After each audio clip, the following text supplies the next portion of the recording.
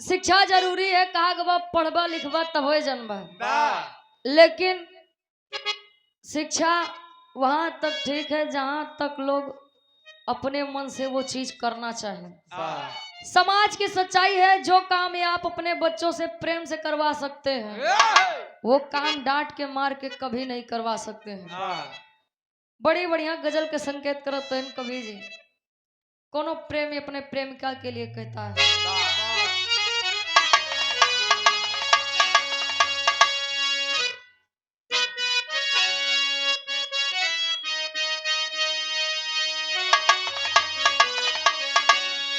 अखिया लड़ल बजब से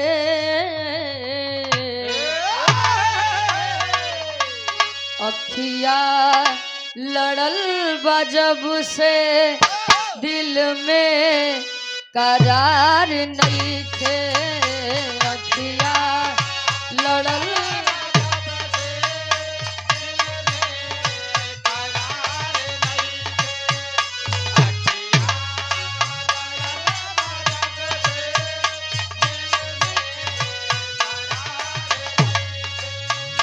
हम कैसे कहीं हमके तोहरा से प्यार नहीं थे।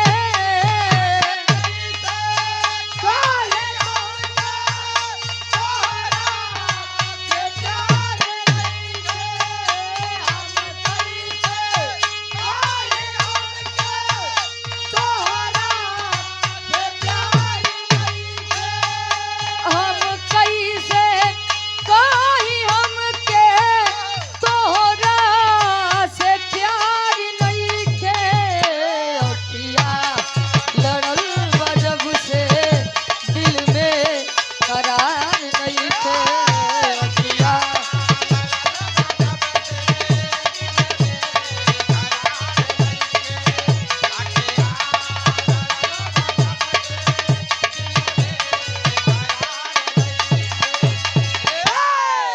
लेकिन कवि जी भाव में जमाने की सच्चाई दर्शा रहे हैं। जमाने की सच्चाई बतावत है, एक एक बात पर आप लोग गौर करो।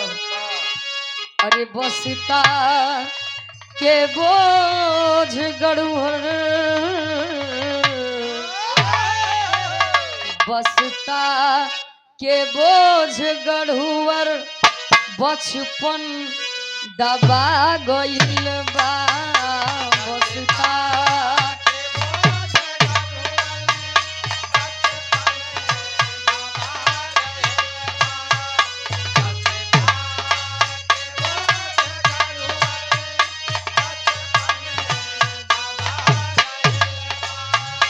कैसन जमाना आइल, शिक्षा सजा भइल बा।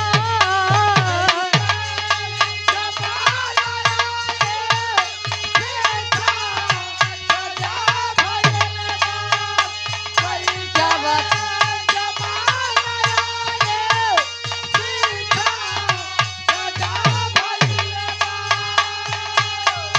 कैसन जमाना आइल, शिक्षा सजा भइल बा।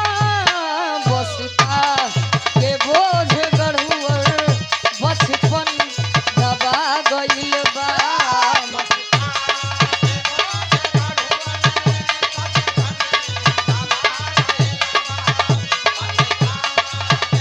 क्या बात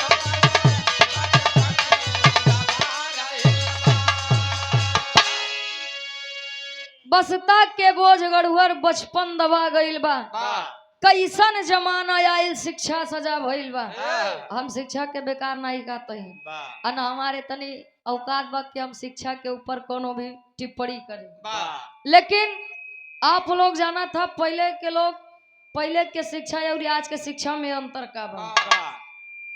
आज के लड़का का LKG प्ले KG में नाम लिखवाई दे 3000 4000 उनके महीना के फीस बा। और कॉपी किताब तो ऐसा नहीं चालू बा, लागू बा कि लड़का वही में निहुर जाए तहाँ बैग टांगे के बाद। लेकिन कंधे पर बोझ है पढ़ाई का। कैसन जमाना आयल शिक्षा सजा भइल बा। इ काहे बरे कवि जी लिखत है बिरहा में, आगे बताऊ। हमरे बिरहा के कहानी के शुरुआत यहीं से बा। कैसे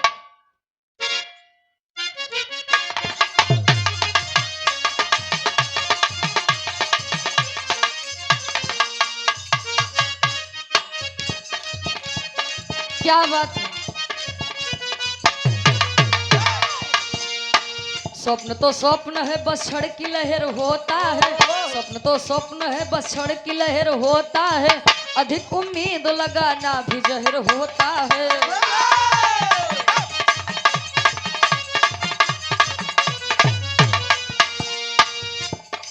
पुष्प खिलने दो महक हर दिशा में व्यापेगा, पुष्प खिलने दो महक हर दिशा में व्यापेगा, उन्मुक्त उड़ने दो पंछी गगन को नापेगा।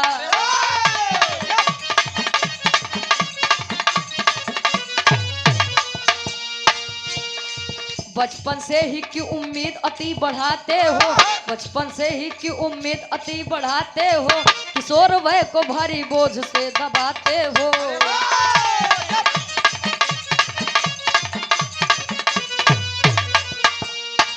ABCD में दबी देखो किलकारी है, ABCD टेबल में दबी किलकारी है, अल्फा बीटा अब किशोर युवा पे भारी है।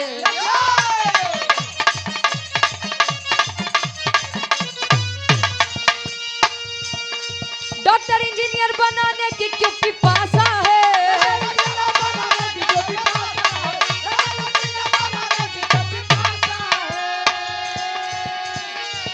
तो डॉक्टर इंजीनियर बनाने की क्यों पिपासा है,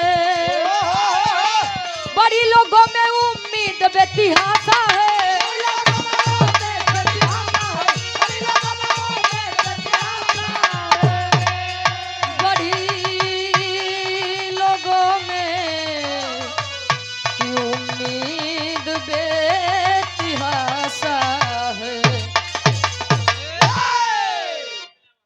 स्वप्न तो स्वप्न है बस क्षण की लहर होता है, अधिक उम्मीद लगाना भी जहर होता है। कहा गया है जहां पर किसी चीज के सामने अति लग गया, अति कहा गया है अति का भला न वर्ष अति का भला न धो, अत्र सर्वत्र वर्जते हैं।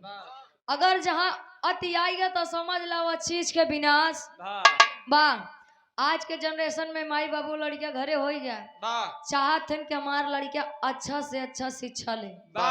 जाहिर से बात भाई, अगर माई बाबू तोरे पीछे इतना पैसा लगावत तो न के इच्छा बा कि लड़कियां हमारे आगे चल के कुछ बन जाए, जैसी हमार सही के गरीबी दूर हो जाए। तनी आप लोग कहानी समझ, कहानी बा कोने जगह के, यही उत्तर प्रदेश में आजमगढ़ अराजीबाग छोटा सा परिवार है। परिवार के मुखिया संतोष प्रजापति जी ट्रेवल एजेंसी के मालिक हैं। घर में पत्नी है, छोटा बेटा सौर्य है, एक बड़ा बेटा मनीष है। समय वह दिन आया कि जब मनीष 10वीं की परीक्षा पास कर लिया अच्छे नंबर से, पिता बहुत ही प्रसन्न हुए, खुश हुए। आज बच्चे के अंदर पिता कोई अपना स्वप्न दिख रहा है। बच्चे को गले से लगाए, बोले बेटा परिस्थिति वश मैं इंजीनियर नहीं बन पाया, लेकिन मैं चाहता हूं कि तू इंजीनियर बने। लड़कियां कहे अगर बाबू हमार सोचत है तो बढ़िया सोचत हुए। सबसे बड़ा कोचिंग हब इंजीनियरिंग लाइन और डॉक्टरी लाइन के लिए कोटा है, राजस्थान में है। माई बाबू लड़कियां के नाम कोटा शहर में लिखवाए बड़े मान जाते हैं। बच्चे को तैयार करते हैं, लेके निकलते हैं आजमगढ़ से। पूरा परिवार जा रहा है, माता पिता बच्चे को समझा रहे हैं। गीत लागत बा।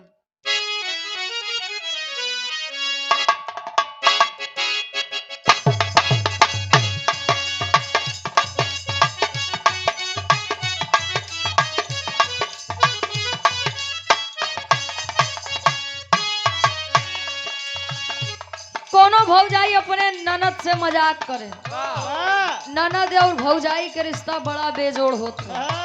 अगर दोनों में पटत हो तो अब उनका देखे अगर जरते ही रही है तो कहाँ से रिश्ता पटे भैया है।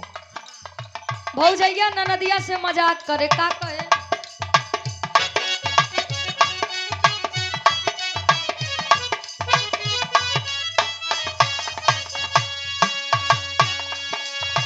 सोनवा के लाकिटिया हो सिकड़िया हो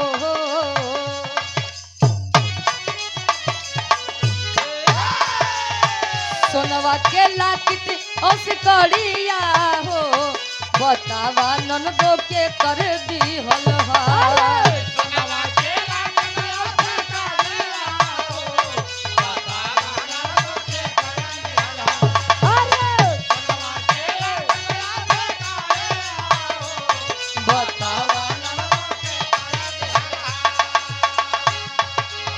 सोनवा के लाकिटिया सिकड़िया हो बतावा ननदो के कर दी हलवा दोनों गलिया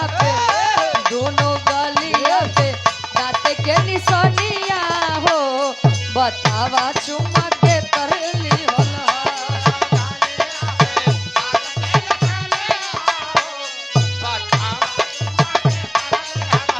दोनों गलिया पे दांत के निशानिया हो बतावा चुमा के कर ली हलवा।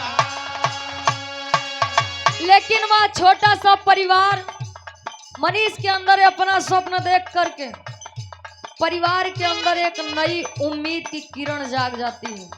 परिवार तैयारी करत बा कैले मनीष तैयारी हो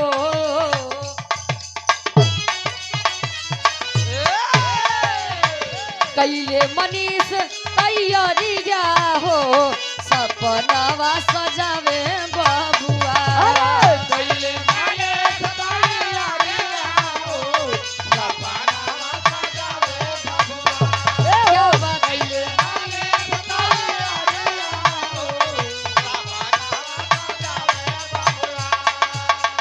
कैले मनीष तैयारिया हो सपनावा सजावे बबुआ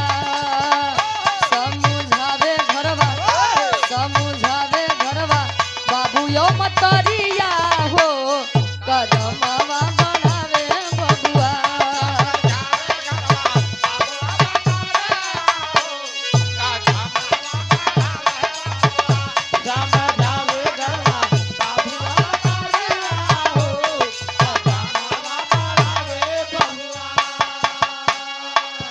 आजमगढ़ से ट्रेन पकड़ते हैं कोटा शहर के लिए ट्रेन में बैठते हैं तो महतारी के ममता महतारी के डर का होते या कभी जी बया करते हैं महतारी अपने लड़का के समझावत बा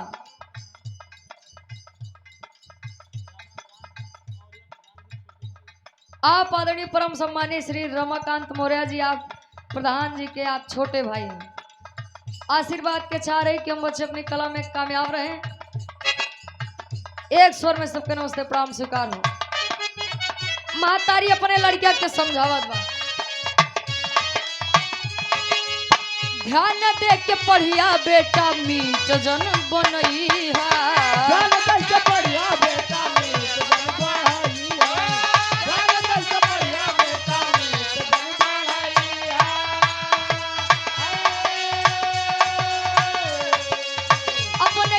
मतलब रखिया घूमे माता जइहा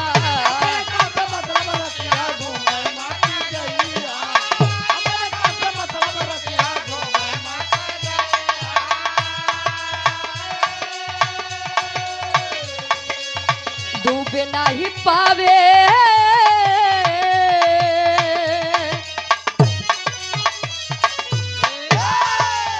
डूबे नहीं पावे मोर पगड़िया हो कदमवा बढ़ावे बाबुआ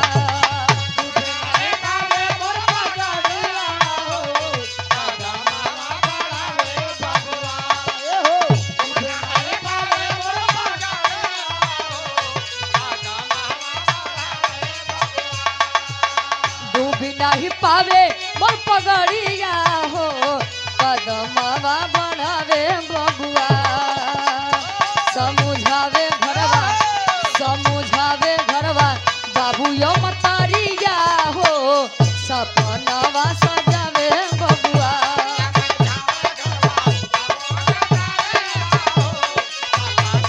क्या बात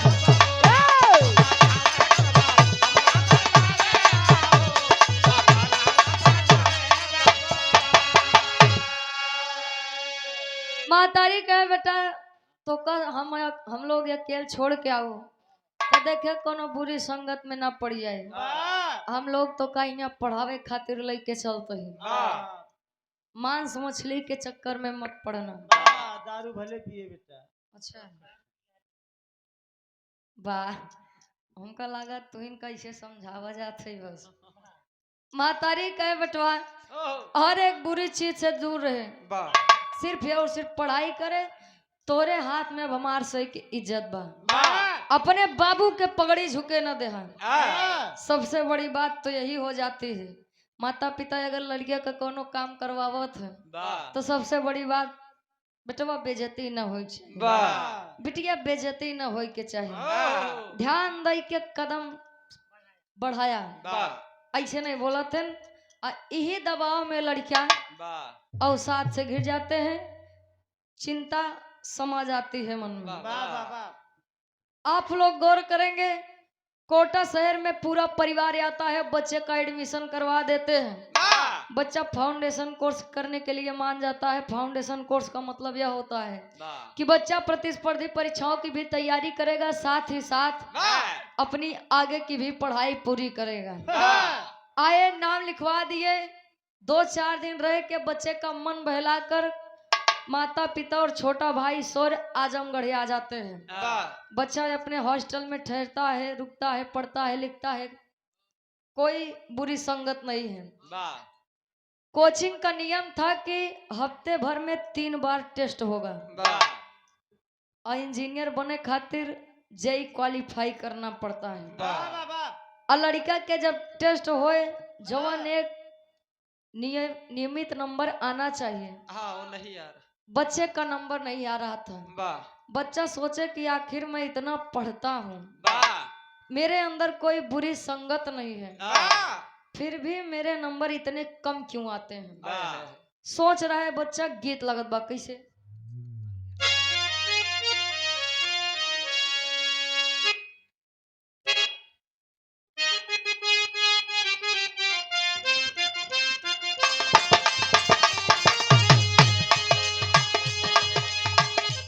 कोनो दुल्ही अपने दुल्हा से फोन लगाई के कहत बा का कहे,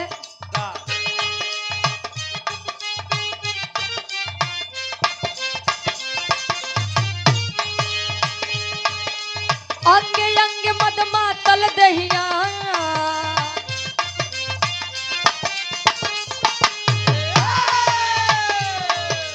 अंगे अंगे मद मातल दहिया, खिल के भइल कचना।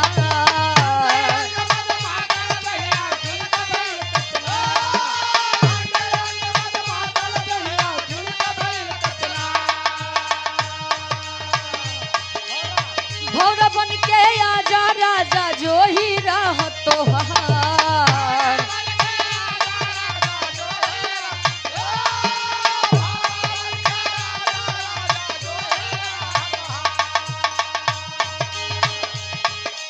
अंगी अंगी मद मातल दैया, खिल के भइल कचना। भौरा बन के आजा राजा जो ही राह तोहार, मोरे बलमुआ हो मोरे सजनवा हो,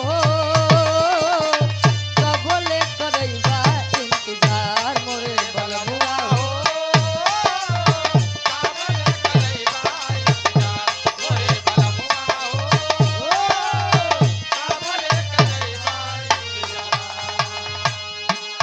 लेकिन भाव पर ही आप लोग गौर करेंगे, छोटा सा बच्चा मनीष, उसकी मन की इच्छा क्या है, दिल की इच्छा क्या है। भाव में कबीर जी लिखत है,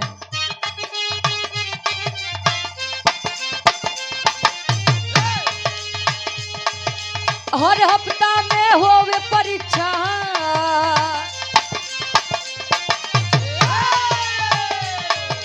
हर हफ्ता में होवे परीक्षा, भारी पड़ल दबाव।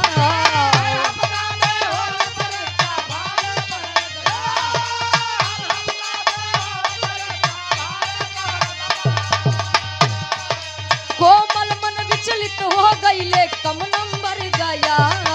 कोमल मन विचलित हो गइले कम नंबर कोमल मन विचलित हो गइले हर हफ्ता में होवे परीक्षा भारी पड़ल दबाव। कोमल मन विचलित हो गईले कम नंबर गया। बढ़ल फिक्रिया हो बढ़ल फिक्रिया हो केहू नहीं बुझे दिल के भाव। बढ़ल फिक्रिया हो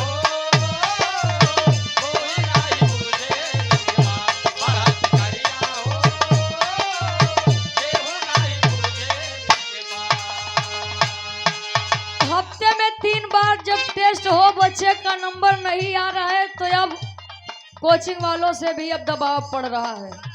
वहाँ के टीचर बच्चे को डांटते हैं कि तेरा पढ़ाई में मन नहीं है, तो सिर्फ और सिर्फ अपने माता पिता का पैसा डुबाने इधर आया है। तेरे पिता से तेरी शिकायत करनी पड़ेगी। कोचिंग वाले करते क्या है,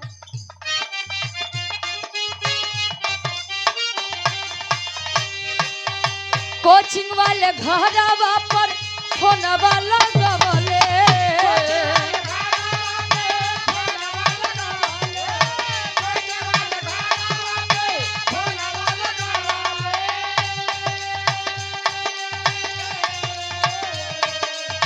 पिता संतोष जी के कोटा में बोलवले।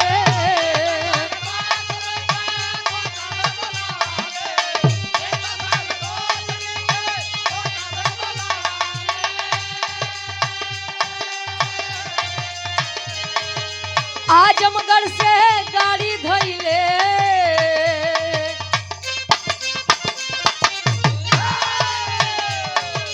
आजमगढ़ से गाड़ी धइले कोटा भइल पड़ा।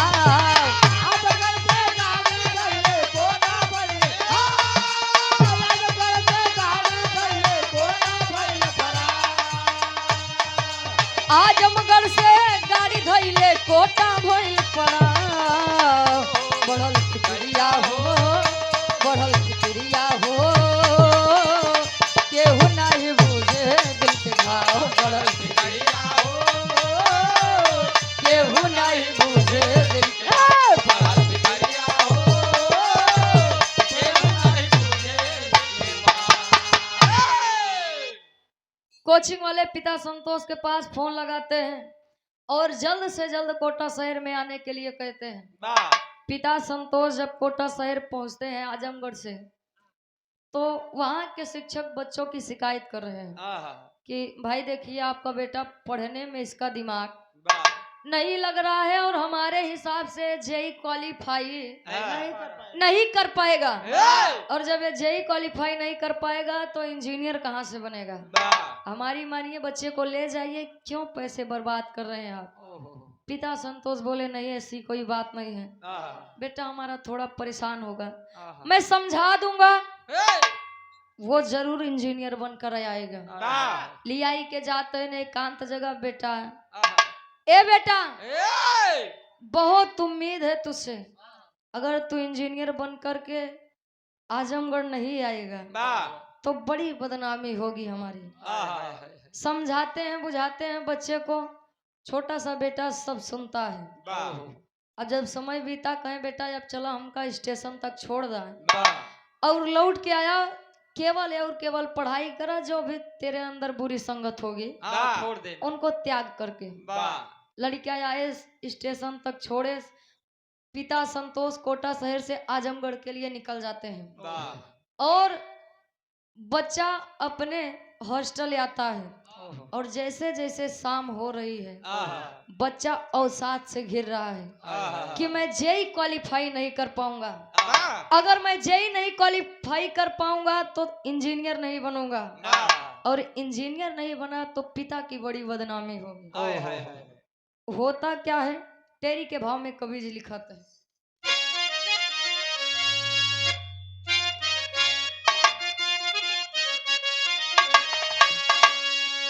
अरे शिक्षा भी अब हथियारी हो गई,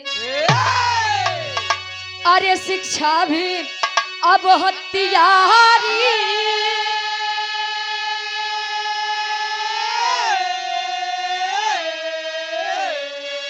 शिक्षा भी अब हथियारी हो गई, बचपन बिखर गया उम्मीद का बोझा भारी, अरे हो भारी, अरे हो भारी। शिक्षा भी अब हथियारी हो गई, बचपन बिखर गया उम्मीद का बोझा भारी।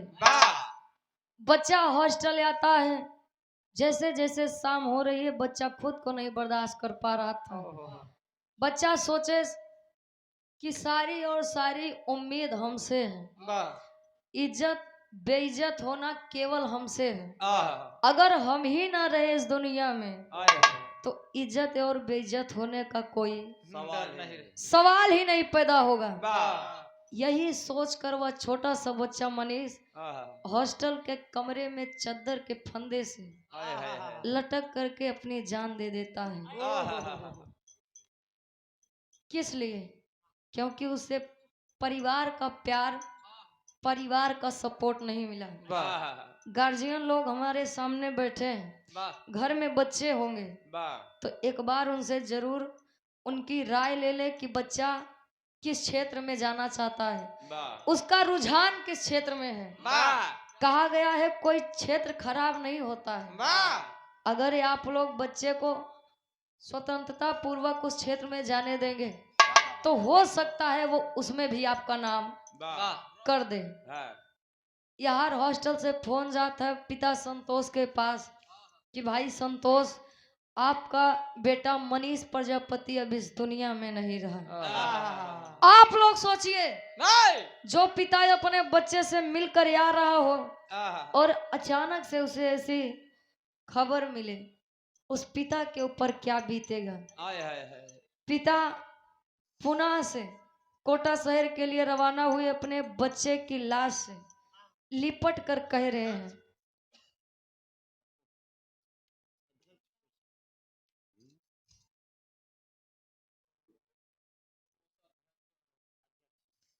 आप आदरणीय परम सम्मानित अध्यक्ष साहब, आप आदरणीय श्री भोलानाथ गौतम जी और कोषाध्यक्ष आप आदरणीय परम सम्मानित हिमांचल गौतम जी, आप बाबूजी के द्वारा इस भाव को समझते हुए 100 रुपए का महान आशीर्वाद गौर छू के पहली बार आशीर्वाद के चाह रहे हैं। अपने बच्चे की लाश से लिपट कर कह रहे हैं कि बेटा हमें नहीं पता था कि ये शिक्षा, ये मेरा ख्वाब तुझे हमसे दूर कर देगा। तूने एक बार हमको संकेत दिया कि पिताजी मैं ये काम नहीं करना चाहता हूँ, मेरा मन ये काम करने का नहीं है, लेकिन मैं अपने स्वार्थ में तेरी इच्छा को भाप नहीं पाया। मैं तेरी उस माँ को क्या जवाब दूंगा। पिता संतोष बच्चे से लिपट कर रो रहे हैं। आज लाश एम्बुलेंस से अराजीबाग उत्तर प्रदेश में आती है। माता जब अपने द्वार पर एम्बुलेंस देखती है चौंक जाती है, अवाक हो जाती है कि आखिर हमारे घर पर ऐसी चीजें क्यों। जब बेटे की लाश निकाली जाती है, माँ अपने बच्चे से कह रही है, और एक बेबस लाचार माँ की हालत क्या है कभी जी बतावे की कोशिश करते हैं। गीत लगत बा।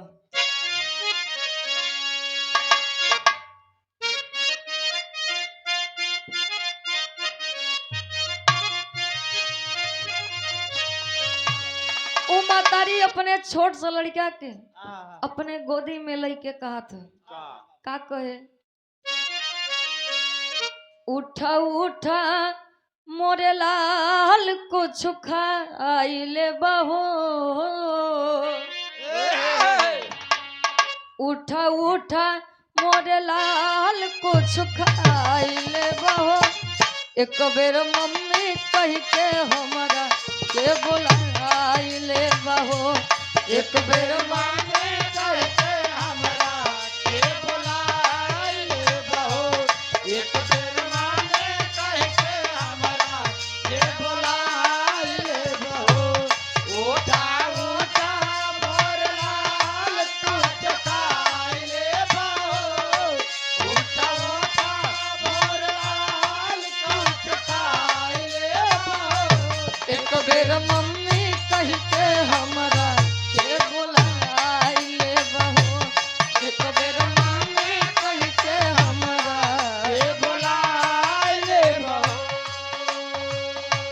महतारी कहत बा जान ले ई शिक्षा लाल हम नहीं जानली जान ले ई शिक्षा लाल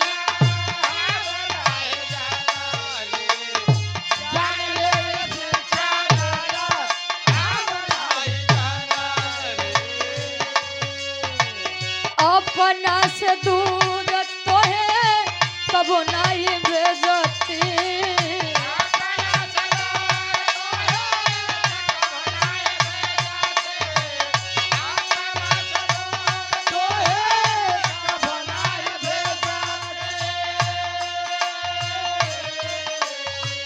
जान ले ई शिक्षा लाल हम नहीं जानली अपना से दूर तो है कबो नहीं भेजते देख के जहर कोई हमें भी मुआई दे बहो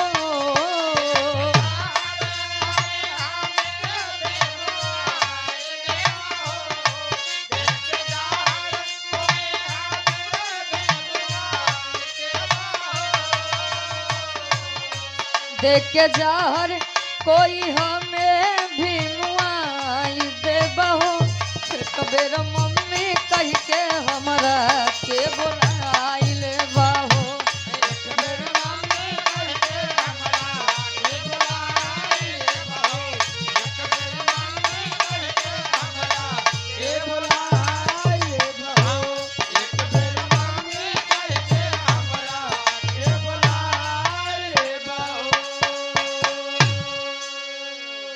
महतारी काजबा बेटा अगर हमको पता होता अगर हम जानते कि ये शिक्षा ये ख्वाब तेरी जान ले लेगा हम लोगों को तुझसे दूर कर देगा तो बेटा हम तुझे अपने से दूर कभी नहीं भेजते माता बिलख रही है रो रही है लेकिन कहा गया है जाने वाले कभी लौट के नहीं आते छोटा भाई शौर्य रो रहा है पिता संतोष रो रहे हैं आज परिवार की हालत एकदम गमगीन हो गई है सिर्फ और सिर्फ एक छोटी सी गलती के कारण तो आप लोग यह गलती न करिए अब तनी गौर कर अभी आज के शिक्षा और पहले के शिक्षा में अंतर का बा पहापट के भाव में कवि जी दर्शावत है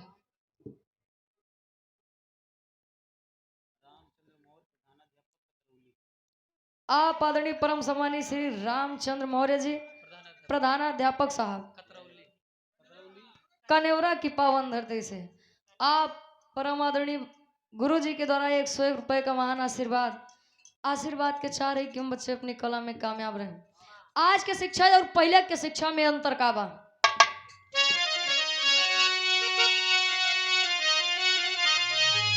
अरे पहले के शिक्षा रहल महान ज्ञान गुण सागर हो अरे तो पहले के शिक्षा रहल अब महान ज्ञान गुण सागर हो आज खुलल बा शिक्षा के दुकान ज्ञान गुण सागर हो आज खुलल बा शिक्षा के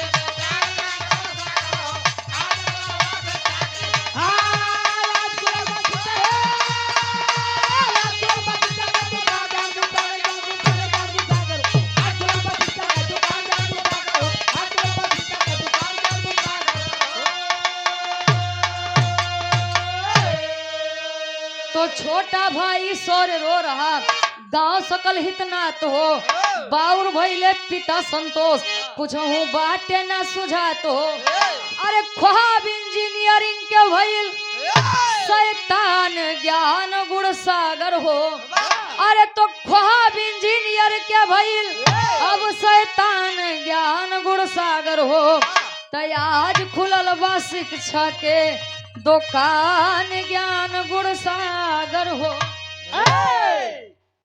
पहले के शिक्षा रहल महान ज्ञान गुण सागर हो पहले के गुरु दक्षिणा तब लेते रहे जब शिष्य कोनो लायक बन जाए आज के समय में हाँ कि बेटा तार 2 महीना की फीस नहीं जमा बा पहले ओका जमा करा तब शिक्षा बड़े आया नहीं तो जी नहीं आया पढ़े खातिर नहीं तो घरे से केहू गार्जियन का लिया ही क्या आया स्कूल तो स्कूल बा देखता हर एक जगह कोचिंग के व्यवस्था हो बा 6 घंटा 8 घंटा कुछ नहीं समझ पावत हाँ, लेकिन 1 घंटा के कोचिंग करे से हाँ सब समझ में आ सब समझ में आ जात बा। बा कोचिंग के आजकल देखता है फैशन हो चला जात बा। बा कुछ लड़कियां पढ़े जाते हैं तो कुछ फैशन खातिर चला जाते हैं कि हम कोचिंग पढ़े थे, बा लेकिन अगर कोचिंग नहीं पढ़ता मन चित लगाई के स्कूलों में पढ़ ले बा, विद्यालय में पढ़ ले बा, तो कोचिंग के जरूरत नहीं बा। बा अब तनी गौर करब कि बिरहा लिखत तक 2015 से 2023 तक के बीच में कितना विद्यार्थी यही चीज के शिकार वहां अपन जान दिए हैं। आल्हा के भाव में कवि जी प्रमाण देते हैं।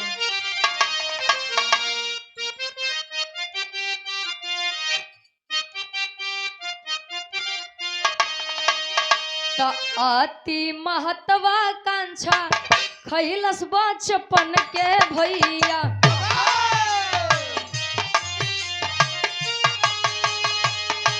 खो खो कबड्डी गुल्ली डंडा गाहेरा,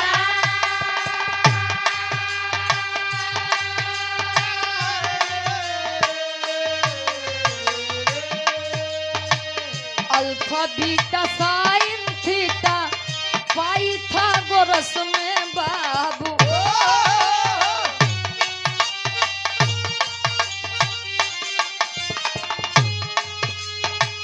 बटनी बायोलॉजी में गइल बा हो भूला,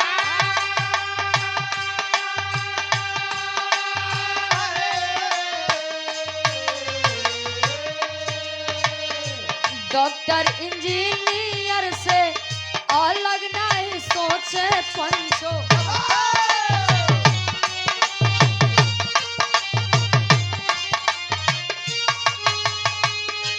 बचपन के इच्छा सब दे होला नशा,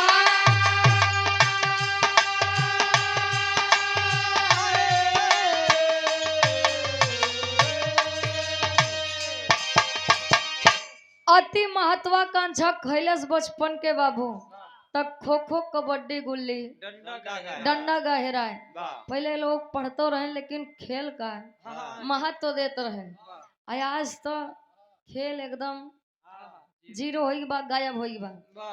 आजकल के लड़कियां जवन भी गेम खेलत है, जवन भी खेल खेलत है वो है मोबाइल में। लड़कियां माटी में जाए नहीं चाहते हैं, माई बाबू कहिए माटी में न जाए दे, नहीं तो लड़कियां हमार कमजोर हो जाए, करिया हो जाए। पहले के काका दादा हरे नहीं माटी में पल के बड़ा भाई, आज के लड़कियां हाँ एकदम बचावत है। 2015 से 2023 तक के बीच में 121 बच्चों ने अपनी जानें दी हैं, और मरे वाले लड़कियों के उम्र ज्यादा से ज्यादा 16 से 20 के बीच में रहा था। अपने माता पिता की इच्छा आज्ञा ले करके बच्चे कोटा शहर में आते हैं, और माता पिता कोचिंग वालों के दबाव में आकर के बेइज्जती और बदनामी के डर से अपनी जान देना इस बात का रास्ता खोजते हैं। कुछ लड़कियां अपने मर्जी से जाते ना अपन सपना पूरे खातिर, अजय माई बाबू के सपना पूरा करे खातिर गा। अगर मन लग गया तो ठीक भाई, अगर नहीं मन लगा तब यही अंजाम यही परिणाम होता है। 2023 में 25 बच्चों ने अपनी जानें दी थी कोटा शहर में, 21 छात्र 5 छात्राएं। तो एक बार फिर से हाथ जोड़ के निवेदन बा, गार्जियन है आप लोग अपने लड़किया से एक बार जरूर सलाह ले जा कि लड़किया क्षेत्र कोने में जाए चाहत बा। आखिरी में खड़ी के भाव में कवि जी लिखत है,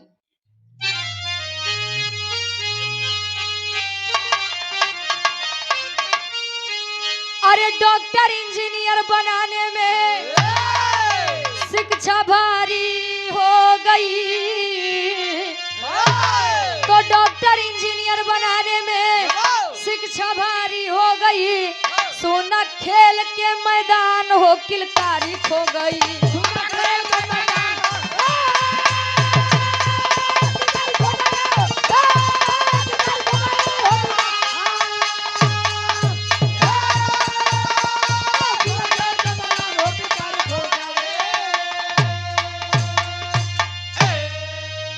तो जन्म लिए बचवा के व्हाट डू यू सिखावे हो, तलू का छिपिता तथैया खेल ना बतावे हो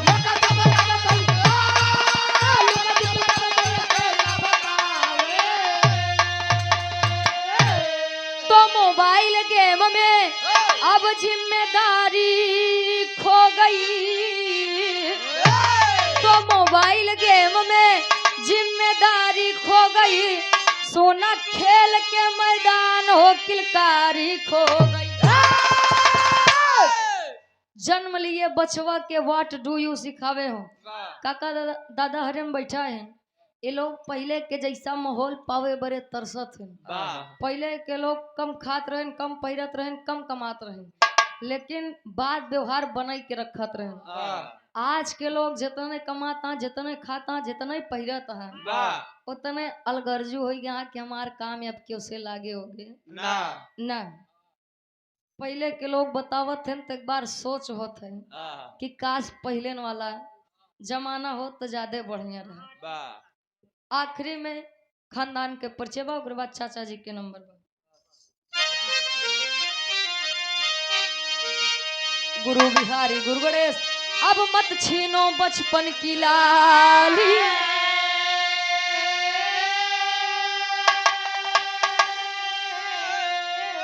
तो भी चंद्रिका राधे श्याम गुरु सदा करो रखवाली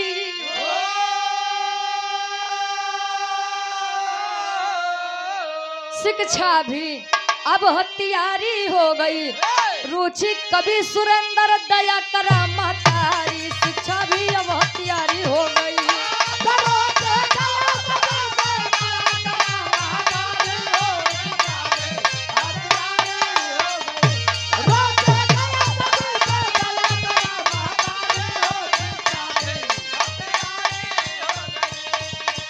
आप आदरणीय परम सम्मानित पुनः इस भाव को समझते हुए ग्राम प्रधान साहब आदरणीय श्री राकेश मौर्य जी चाचा जी के द्वारा पुनः